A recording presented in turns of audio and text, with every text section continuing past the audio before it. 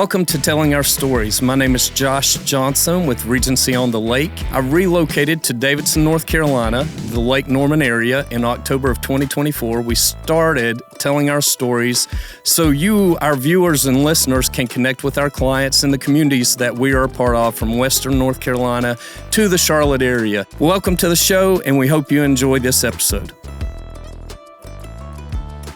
Welcome to this episode of Telling Our Stories. Today I am with Kim Fleming, economic developer of Davidson, and Jamie Justice, town manager.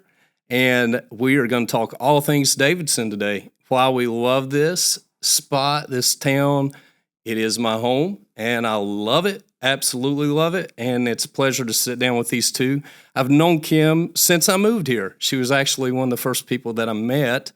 And Jamie, I've been trying to meet in person since I've been here, but this is our first initial time. And all right, so we'll just kick it off today, and we'll let you guys tell us a little bit about what you do, how long you've been in Davidson, why you love Davidson, and we'll just kind of see where the conversation goes from there.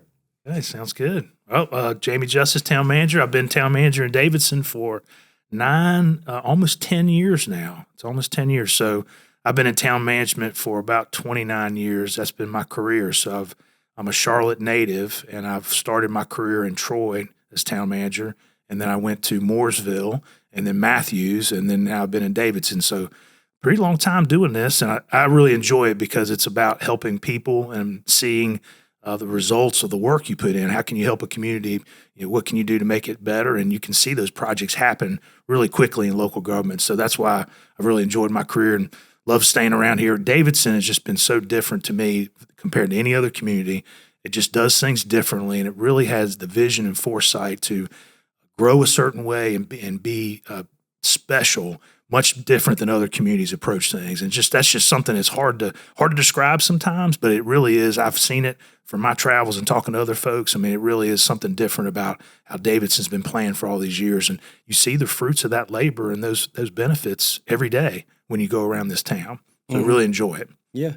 Well, Jamie, it's kind of cool. You talked about a lot of things right there that hit home to me and made me choose Davidson as my home. And the way we actually kind of became acquainted via email was from my hometown, a connection that we both share there. And my hometown my hometown used to be West Jefferson. Let's put it that way. I'm having to get used to saying that. But I mean, that was my home for the majority of my life. And in that town, we have an Ace True Value Hardware, WJ Hardware, owned by the Green family. And when I first moved here, I just made like a little Facebook post. Hey, open it up, a satellite office in Davidson. Charlotte peeps that I know, friends, family, whatnot, hit me up. And Darren Green immediately texted me and was like, hey, Jamie Justice reached out to me. He said, give him a call. He's the town manager at Davidson. So thank you, Darren and Derek and Calvin and at WJ Hardware. And you mentioned about helping people. And I mean, it's like those connections. I mean, back home that I had, the town and the folks there are very similar to the folks in the town here in that they share that same spirit of community is what I call it, and home. And I think Davidson obviously is a little ahead of West Jefferson in growth, but the growth, as you mentioned, in Davidson has been managed intentional. It's intentional and it's impeccable, in my opinion. And I think that West Jefferson, Kim, you and I have talked. Yeah. I said, hey, I want to get some of the town folks from there down here, talk with you guys, just so you all can collaborate and share ideas, which I think is always good too. But and Calvin, he's on the town board up there, and you may know Brantley Price. I don't know if you do. Yeah, Brantley's a good friend too. But and a whole side story here. I'm sorry, I chase rabbits, so forgive me for doing that. But Brantley's brother, David Price, is married to a lady who was named Cindy Brown, obviously Cindy Price now, and she's on the board at Blue Ridge Electric, which is the co-op for the high country.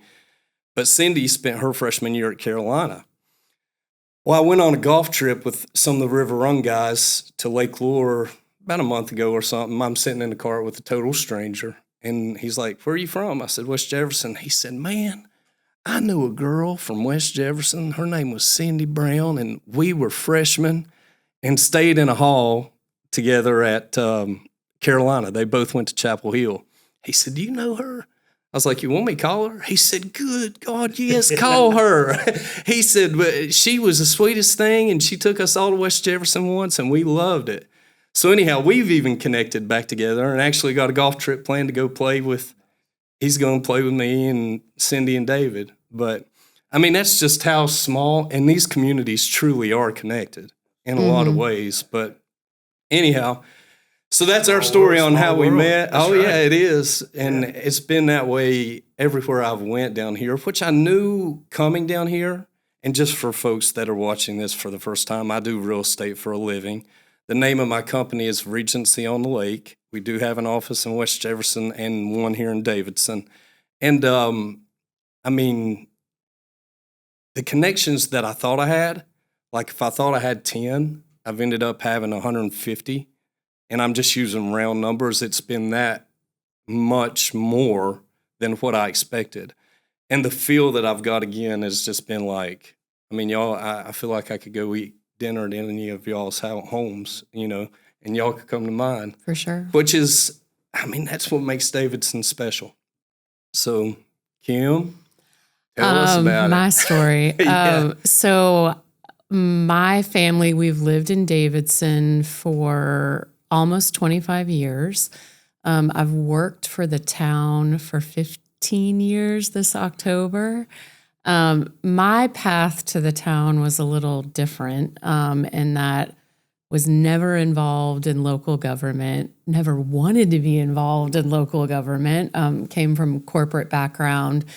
And probably 17 years ago, the Davidson Library, our library in town, didn't have funding from Mecklenburg County, and it was going to close. They were going to close the library, which you know is such huge. an integral part of the town and the green, where you've sponsored many concerts for us. Thank you.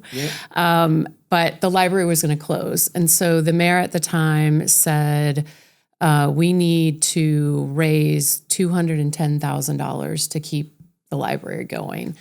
And he called and said, can you help with this? And I was like, absolutely. This is such an important part of our town. And, you know, we have to save the library. So we ended up selling bricks that people could buy and are still in a brick patio in front of the library. We raised $250,000 in 2 weeks, which really just speaks to like this community and why I think we all love it so much is whenever there is a need, the community really rallies around the town and the people in it. And it was just such a great experience. Everybody, you know, came together and said, you know, we can't let this happen. We need to save the library. So that was in, I want to say it was around August by the time we did all of that. And then Christmas in Davidson is one of our biggest events in town. And the person prior to me in this position had just left.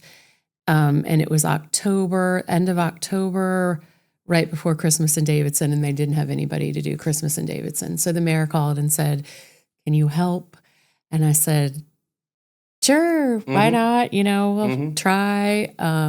Had 2 little girls at the time and was like, you know, I have to be home for them when they get home from school, but yeah, I can help. And here I am 15 years later. So love it. Wouldn't work anywhere. I mean, I would not do this job anywhere else other than Davidson.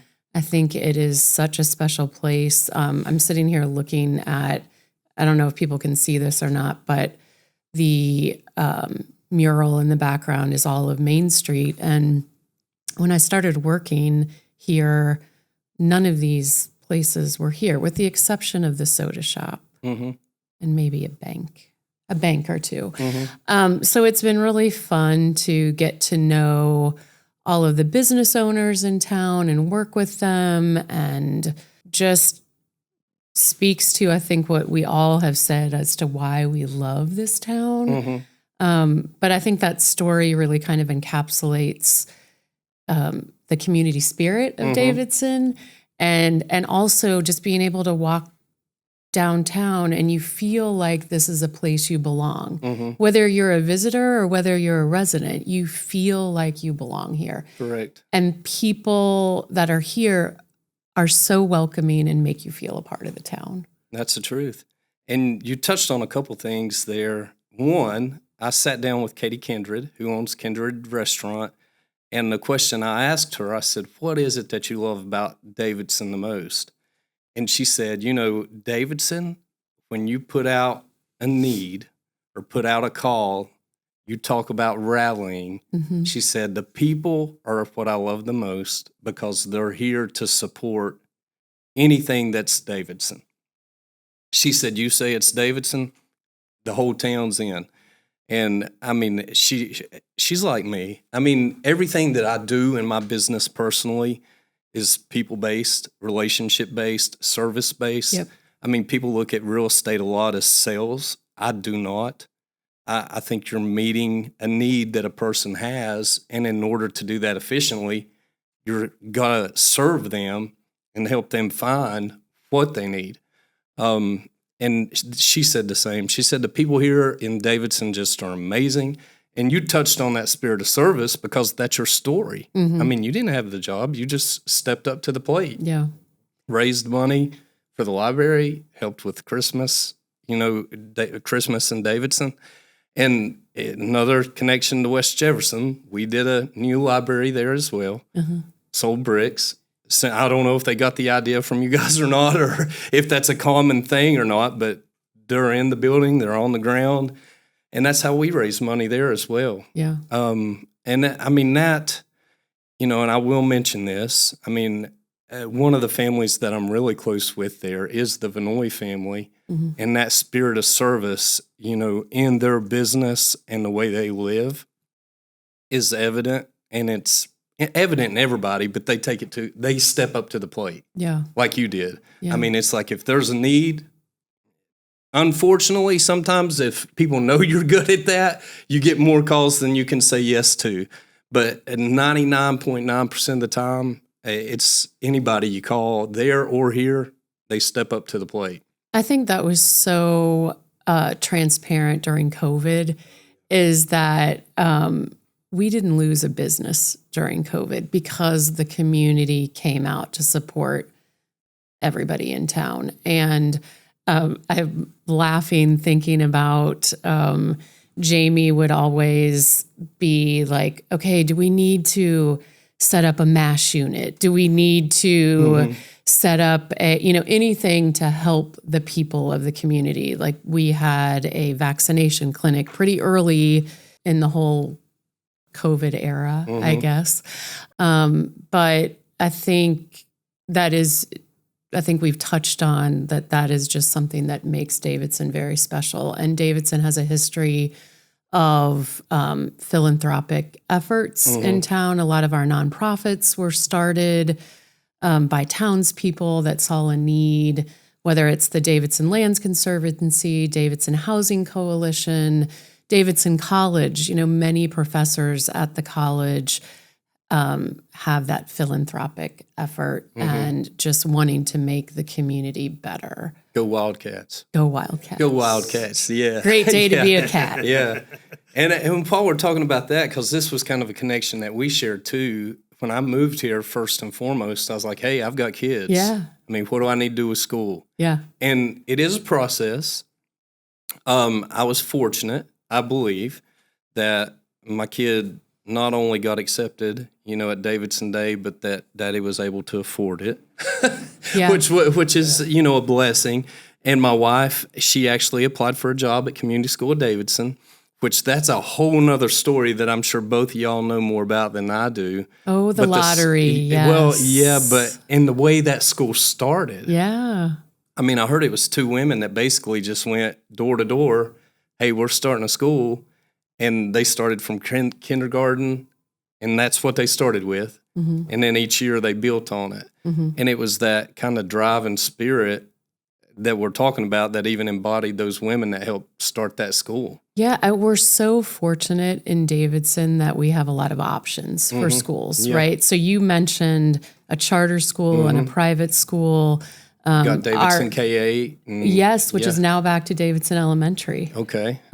So that will be kindergarten through 5th grade, and then Bailey Middle and Huff High School, which are amazing schools. But then we have charter school options and private school options. And I think, too, because the college is rooted here, education is such an important part of this town. And you see it woven in through McConnell was built for Davidson College professors, right? Like it's such a part of this town. And in what we do, a lot planning and the school systems, even though we don't have the town doesn't have direct oversight of the school system, but it's such an important piece of this town that people have options. Oh, yeah. And that's really come from the community. Like you said, like people see a need and they're like, okay, we need to do something about it. And they do. Well, in my industry, speaking to the education, all those schools, and there's more, I believe, or is that all of them right here in Davidson? Woodlawn is another private school right across, and then Pine Lake Prep, Lake Norman Charter. All those have Davidson, Cannon.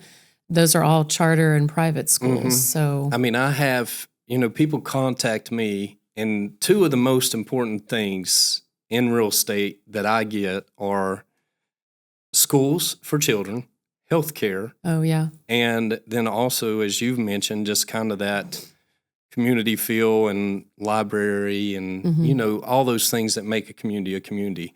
But the school systems and the healthcare are probably the largest components or drivers for people when they call, other than what they're looking for in a home.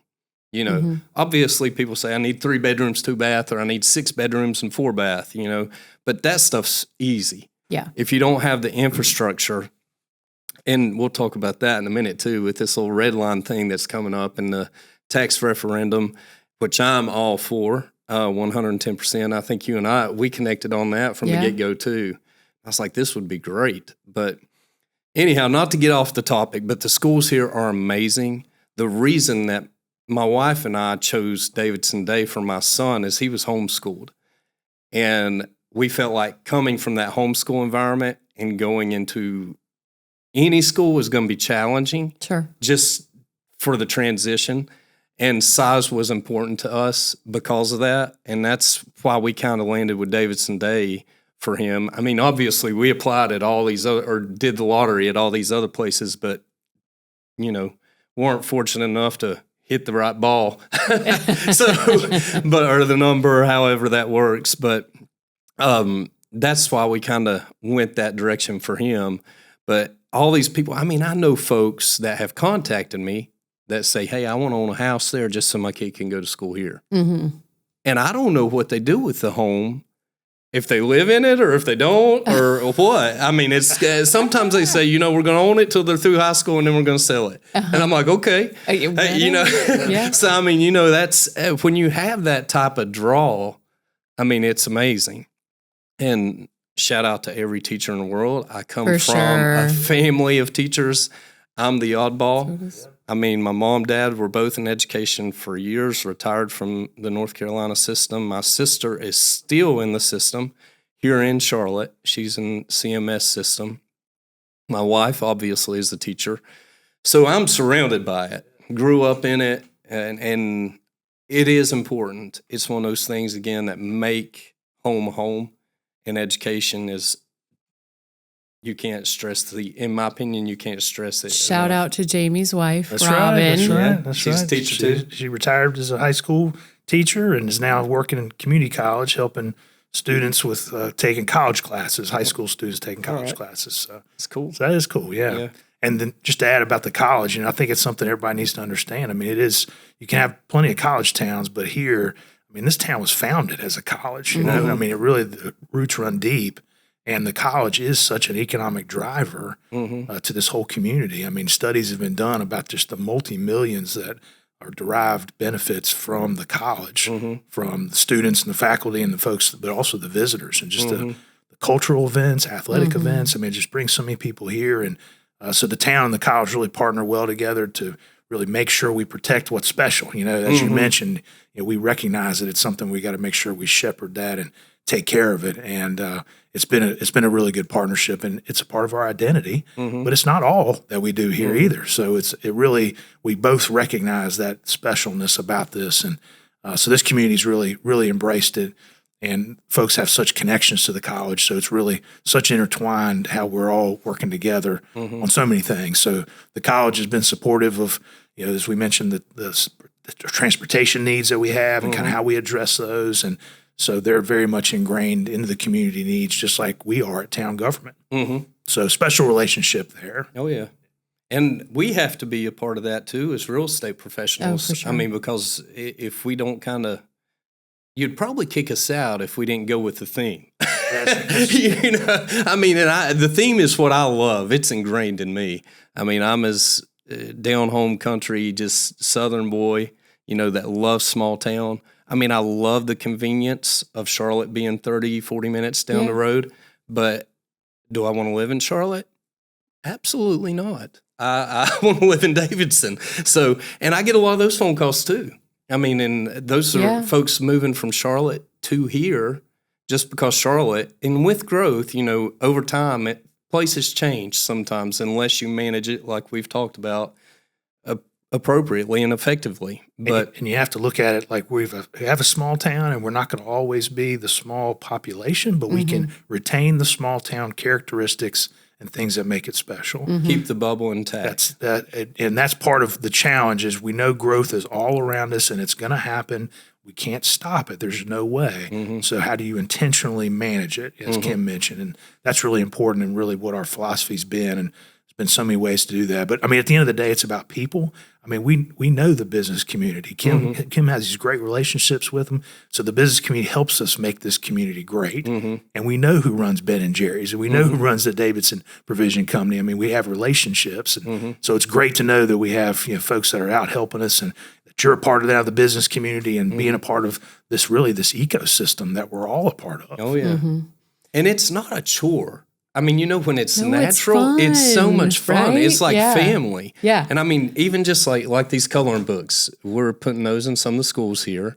And obviously it has our name on it, Regency on the Lake, my name and one of my partners' names. But it's all about Davidson. I mean, it's downtown Davidson. I mean, it's like talks about the lake here. I mean, has all the schools, you know, that we mentioned. And it's just fun for the kids. I mean, we use that at the Cone with a co-op event. And shout out to our police and service and EMT guys again. I mean, the best, right? Absolutely. I mean, again, you can't make it up. Yeah. And people really, when they come visit here, they're like, this doesn't even seem real. I mean, they're like, this is like, are we in a Hallmark movie? And, you know, and that's the similarity again with West Jefferson. People go there and they're like, wow. Yeah, how did this happen? How did this happen? It's so interesting, though, too, because there is, I mean, this is part of Davidson's story, right? The intentionality of planning, because Jason would kill us if we didn't mention this, but that's our planning director.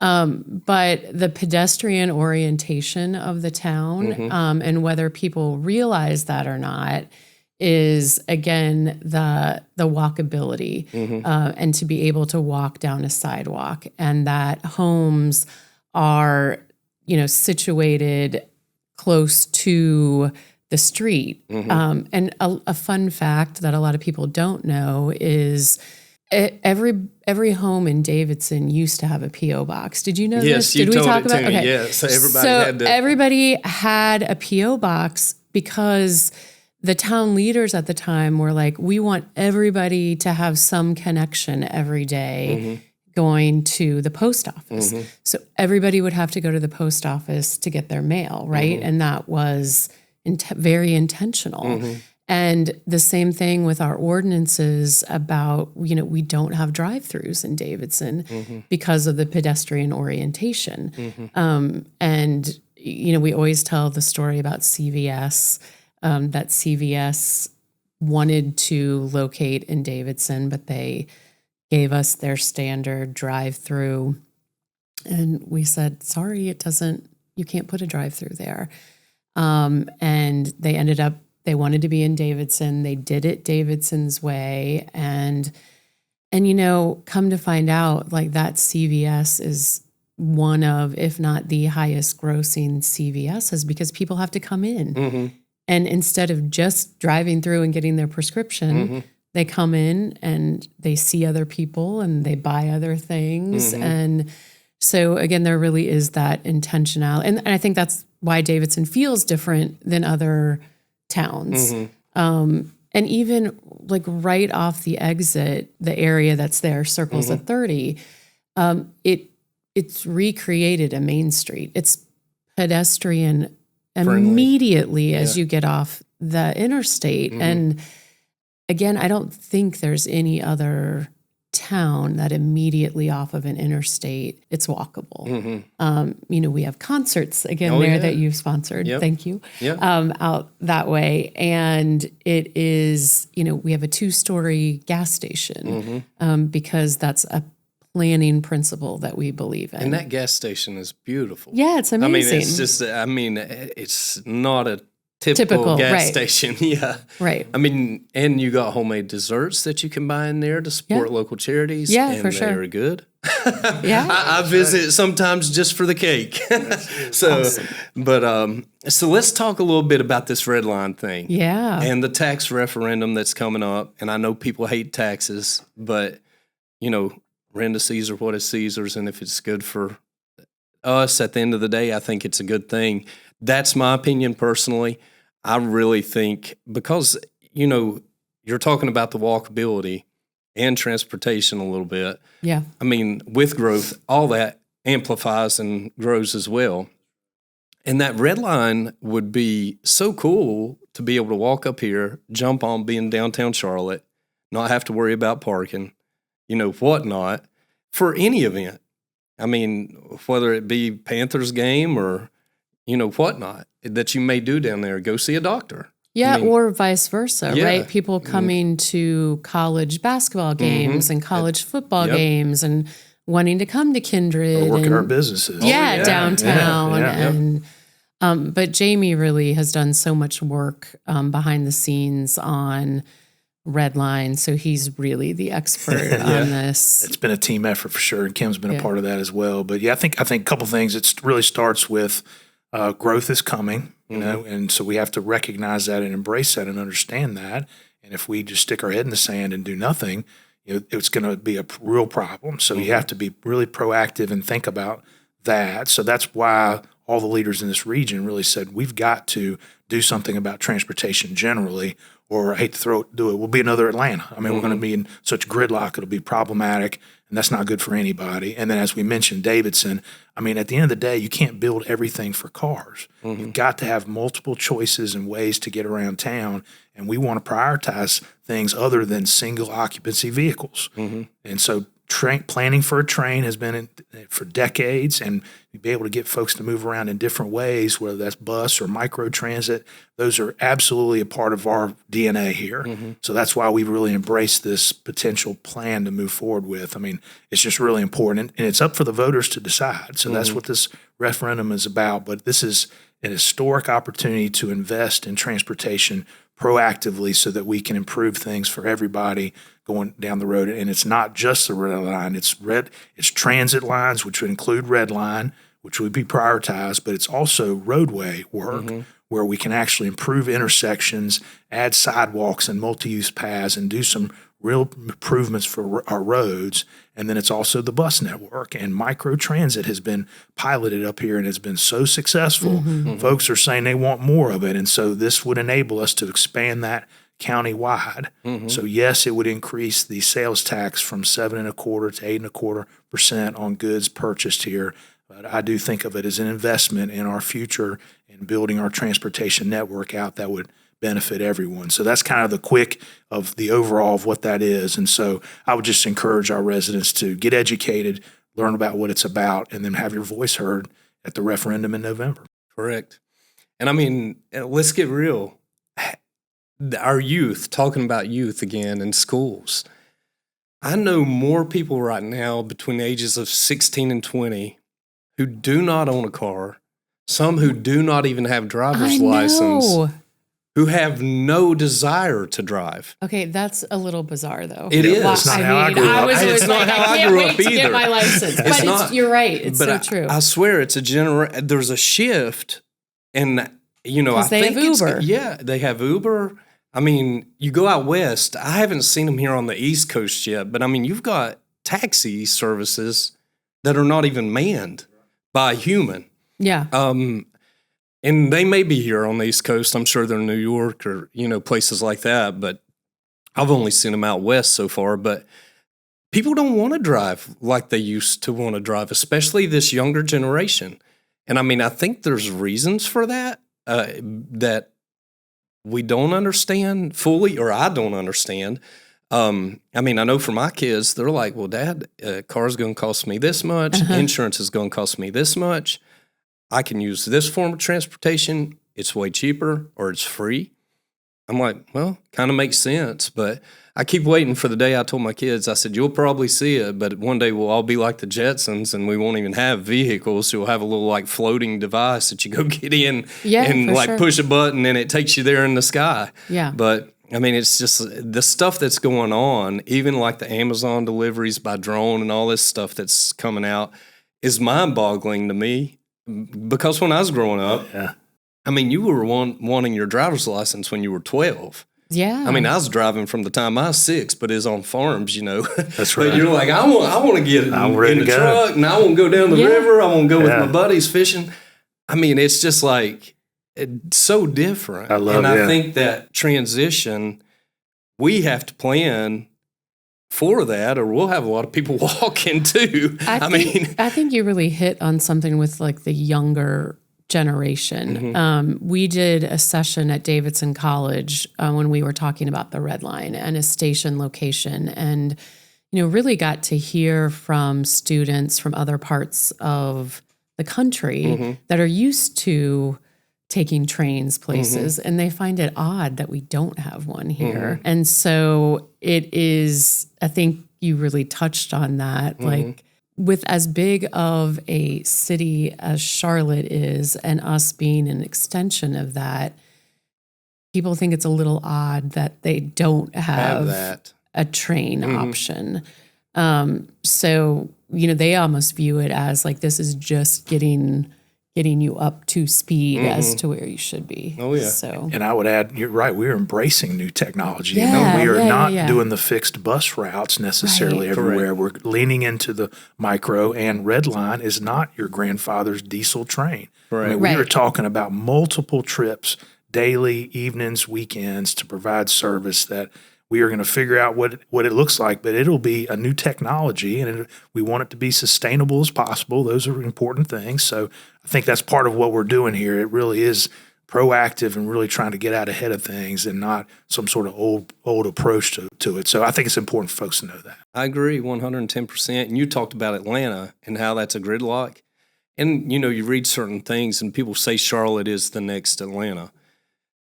We're back to the growth talk again. I mean, I think the growth is coming, and how it's managed will determine if we're if what people hate about Atlanta, or if we're the good growth and what people wish Atlanta had. And I mean, I think that's what I would like to see personally, because, and I've said this before, North Carolina as a whole has been discovered. I mean, it's not just Charlotte, Davidson, this area. I mean, the high country where I'm at, discovered. The coast, discovered. Raleigh, discovered. I mean, I think, wasn't it Charlotte and Raleigh both are like in the top 5 fastest growing cities? I mean, Jet Zero, Apple coming here. All these huge companies that are bringing tons of jobs. I mean, you have to have transportation, healthcare, and education. Yep. Always. So I say vote for the tax increase, as painful as it might be, which it's only 1%, right? That's exactly right. That's exactly right. And it takes money to ride a train. So, Yeah.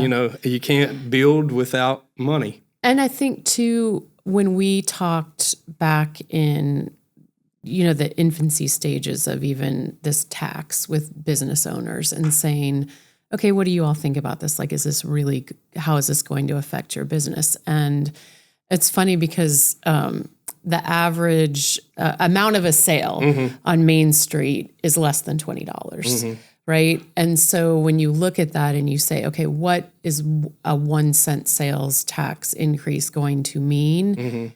It's not that significant, Correct. right? But, and I think this, we have a jeweler in town who has higher ticket items. And he's like, oh, I'm not concerned about it at all. And we're like, oh, okay, great. So it's, again, compared to the larger cities, which Charlotte is. And again, I think one of the things to point out too about the tax is things that aren't taxed now, like medications and certain groceries, this tax won't be a part of that. So I think that's important from an education standpoint, that people know what is and isn't going to be taxed. I think so. And I think the other aspect of this is if we do these investments, are we going to get overrun with growth? And the answer is no. I mean, in Davidson, that's part of our planning, is to be really intentional. And we've involved our citizens, our residents, and residents have said what they want. And that's led to these plans where we've looked out ahead and we've looked at the areas where we can grow, and we've said this is what we want it to be, and it's a mixture of some growth and conservation, and so we've tried to be really intentional about that. So this is what our residents have wanted, and so this is what we expect people to do. And if you don't want to do it, you can go to another town. But this is what we want, so it's very strategic and intentional. We just need the transportation network to work with our planning, and I think we've designed it that way. So this is why it's so critical that we make these investments in our infrastructure. But at the end of the day, this is what our residents have said they wanted, and that's what part of the magic elixir for our community is that formula right there. And it's interesting talking about West Jefferson. As much as I go up there and love that community, another thing we've done is historic preservation, and seeing the old hotel coming back to life and being restored. We're restoring a house right on Main Street, from the turn of the century. So you have that aspect too, where you recognize the character of the community and you want to preserve it where you can, and that's an important part of it too. So we leaned into that, and so there's areas where our postcard that Kim mentioned is going to largely look like this, intentionally. So that's another part of the formula that's important. Yep. And I think the cool thing about a potential station in Davidson is when we did all of the public engagement, there's an old train depot along the tracks right now. And people were pretty clear that they wanted that to be part of the station. And then Davidson, I will say for the most part, does everything really well, right? And it's because we engage our citizens and take longer to get input from people. But I think the opportunity of being like, we could have a really cool looking station downtown would really add, instead of like a park and ride that's just like a surface, like it is really going to be an asset to the town. Have personality. Yes, Yeah, yes. yeah. So I'm excited about that piece of it. I think it could be really cool. It would be.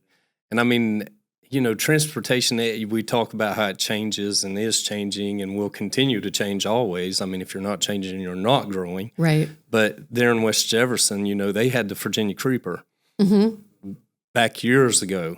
And that was mainly to transport lumber. That was the market then.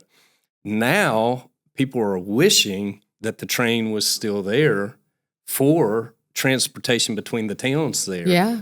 And it would be a very cool, attractive. I mean, when you brought up the old hotel, the hotel was right there in the center of town, and it was where people would stay for work and whatnot when they were doing the timbering and lumbering, at that time when it was, and that was, hundreds of years ago. But, and that has been a really cool project to watch. Mark Beck has done a good job at that, and it's right across the street from the Greens WJ Hardware. And I mean, he's transformed that, but it's maintained that look and feel of small town. And I mean, when you go even a larger town that I think has a similar feel to like Davidson and West Jefferson, it's Charleston. Yeah. I mean, and Charleston's a bigger town, but I mean, they've been very intentional, again, on how things look, where they go. And, it just makes a place feel different and feel like home. Yeah, for which sure. to me is key. If it doesn't feel like home, nobody wants to be there. I mean, a house is a house. Until you add the ingredients into that house that make it home, or that town, or that state. And, North Carolina as a whole, I don't think there's a better state in the country, personally. But, and that's why I think we've been discovered as well, because I know North Carolina's in the top 5 growing. I think we're 3 on the list, maybe. I think it's like Texas, Tennessee, Florida, North Carolina, and maybe South Carolina's in that top 5 too. But I mean, because it has it all, right? It does. You can get to the mountains, you can get to the coast. It is you can't really beat the weather here, right? It's amazing. We have good sports teams. Yes, we do. Hoping for a great year. Usually. Hoping for a great year from the Panthers this year. So I'm hoping. And the Hornets as well. But I'd love for the Hornets to daggone get the draft, get that number 1 pick. But, that's always a little frustrating. And then Dallas goes and trades Dirk and gets Cooper Flagg from Duke. And in the first round pick, that's just crazy to me. I'm like, somebody did something there that wasn't right. But anyhow, today, I'm trying to think what we can end this on. I don't know. Do we want to go personal, or do we want to go I was trying to give you a layup for app football over there. Yeah. Jamie played. Did you play for App State? I didn't play for App. I played at Methodist University, and so always had an affinity for football. And of course, I went to App State for graduate school for public administration to be a town manager. So, and then of course, proud of my nephew Brad, who played up there, and so we've really enjoyed going back to App State football games, and that's why I spent so much time in West Jefferson, going to the Apshers house, and that's the home basin for the total trek over to Boone to do the tailgating. That's quite an operation. We enjoy that, and with Darren and all the friends we've gotten to know up there. I mean, really some good people in West Jefferson, and a whole bunch of App State fans around. Oh, yeah. And the thing about App State, it was really supposed to go in West Jefferson. I don't know if you knew that or not, but there's actually a college street, and it didn't fly with everybody at the time. So it went to Boone. And honestly, being from West Jefferson, I'm kind of glad it did, because App State's got a different feel than Davidson. A lot different feel, just like ECU's different than Davidson. I mean, Davidson College is like Davidson in and of itself. I mean, it's unique, it's special, different. I mean, I have 4 guys that play on the baseball team at Davidson College as next-door neighbors. Best neighbors in the world. I mean, not your typical college kid. Let's put it that way, all right? I mean, they're just like so respectful. I'm not saying college kids aren't, but hey, we were all college kids, right? And we like to have fun. And these guys are just, whoever their parents are, should be very proud. For sure. So if my sons act as they act, I will be super proud. Well, and when you all were sponsoring a concert for us, and I met you, or I was getting on Instagram. I was following Regency at the Lake on Instagram, and I was like, wow, you guys have really made it, because one of my daughter's best friends is following you. Yeah. Like, wow, what? And it is Andrea's niece. Is one of Kate's best friends. And so speaking of college football, we were dropping Kate off at Chapel Hill earlier this week, and all of the Carolina apparel stores, all of the T-shirts say Chapel Bill. Oh my gosh. On them now. I love it. And we're like, oh, okay, well, let's see how that goes. Yeah. I don't think I'd buy one. We didn't. We did not. I've never been a Patriots fan or a I mean, you know, I know he's a great coach. Don't get me wrong, but High hopes. yeah, I yeah. think. We'll see. Yeah, my son Parker, he bought one of those hoodie tops to wear. He's a big Carolina fan, so he's got the hoodie. Back to App State football. I didn't go to college there. I went to school actually in Oklahoma. Went to Oral Roberts University. Don't roll your eyes at me too much. But App State was like our home college. It's like kids that live here that don't go to Davidson. Yeah, I mean, right, it's right, still right. part of their community and they're involved in it. For sure. And I actually was at the first championship that App State won when it was Armani quarterback then, and they were in Chattanooga. Rushed the field with them, had a great time. It was awesome. And then Armani spent some time short-lived down here in Carolina, but he played for the Panthers. And I mean, but the App State games were like, I mean, we did that religiously just because it was, you know, something for us to do there at home. And, you know, we bleed black and gold, but I've got to learn to bleed red, which I do Red, naturally. that's right. So Yeah, there you go. yeah, but and my kid is funny because he's playing football now, and he's at Davidson Day, which you know they used to have the football program there when Will was there and his dad was there, but now there's not enough players to justify the entire system, and they've combined with Southlake Christian, so they're playing with Southlake, and I mean that collaboration it's a great, is just like, I mean, it's rare yeah, to see that type of, I mean, because there's 9 kids that come from Davidson Day, go play with Southlake. yeah, but it gives those kids an opportunity to be able to play. But there's no sense of like, you go to Davidson you go to Day. Davidson Day, we're at Southlake, you're not part of the team. It's not that. Yeah. And even Michael Smith, who's, you know, down here at he's Davidson great. Day, his son Parker is a senior. And he's on the football team. He takes my freshman kid to practice after school, brings him home. I mean, and Michael and his family have been, and Cole, who's a freshman, Cole and my son are just like this. Oh, yeah. And They're Parker great. yesterday, he brought Caleb home, and I said, is he going to make a football player? I mean, he's 120 pounds, and, you know, not a big dude, right? And he's a freshman. Parker says, he's going to be fine. Feed him chicken and rice. He's going to be a middle linebacker. He's going to make a heck of a middle linebacker. So, I mean, he's got the heart. We just got to get the weight on him. Yeah. So, but Parker, he just like that, though. I mean, you got to, when I went to school, I don't know where y'all went to school, but like if you were a freshman playing a sport on a varsity team, oh, a senior ain't going to talk that way about you. They going to hang you up by your heels and like probably pull your underwear over your head. I mean, but you know, times have changed there as well. So, and thank God for probably change. for the best. Oh yeah, that's what I'm saying. Thank God for change. Yes. But I mean, I was laughing the other day talking about coaching. I mean, some of the things that happened to me when I played sports, coaches. I mean, you talk about degrading, spit in your face, like call you names, like, I mean, make you do things physically, like as far as running till you can't run no more.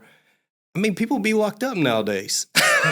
I tell my son, I'm like, dude, you ain't done nothing. I'm like, wait till you get bricks in your hands and run for 60 minutes around the gym, holding them, and if they get below your ears, you're like doing it for another 20. But change, like we said, and growth are necessary. And one of the qualities, my number one quality of what I love about Davidson's the people as well. And just that community feel. Yeah, and it's special. But second to that is what you guys are integral in. And that's just, you know, being intentional and how all this does evolve and grow and change. And for that, I'm thankful. And I haven't been here long, but it's very evident that y'all do a great job. So good. Well, Kim does an awesome job Yep. with economic development, and we've got great leadership at the town. So we appreciate all what our elected officials do. And then the elected officials and staff from decades ago laid the foundation. So it is special. Yep. We're glad you're a part of it. I love being a part. I'm glad that y'all have taken me in. Not just me, but my entire team. Yeah. I mean, we've got a lot of brokers that work with us, but Yeah, I didn't worry about what Darren said about you. yeah. I don't know. I hope it wasn't too bad, but you never know. all good. All right. But anyhow, thank y'all for having us. Thank you. And doing this with us and taking us in and making Davidson home. Thank y'all for watching. this episode of Telling Our Stories. Again, I'm Josh Johnson with Regency on the Lake, Kim Fleming, economic developer of Davidson, and Jamie Justice, town manager. We've had a good little chat today, and just if you liked it, hit like, share, subscribe, put this out to your friends, share it however you want to do it. Y'all know more about that than I do. All I know how to do is talk, and sometimes it's good, sometimes it's bad. But thank you all again, and Thanks. We love you. I love Davidson. Kim, I can say I do love you. Now, I think I've known you long enough to say that. Jamie, we'll get there. I like you. We like I like you each too. other. So, but anyhow, thanks again, and y'all have a great day.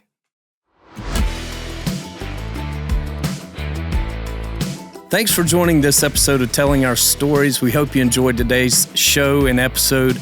Please feel free to share with somebody that you think may enjoy it. Also, like, subscribe, and share away. We've got more episodes coming in the future. Thanks again for joining us today.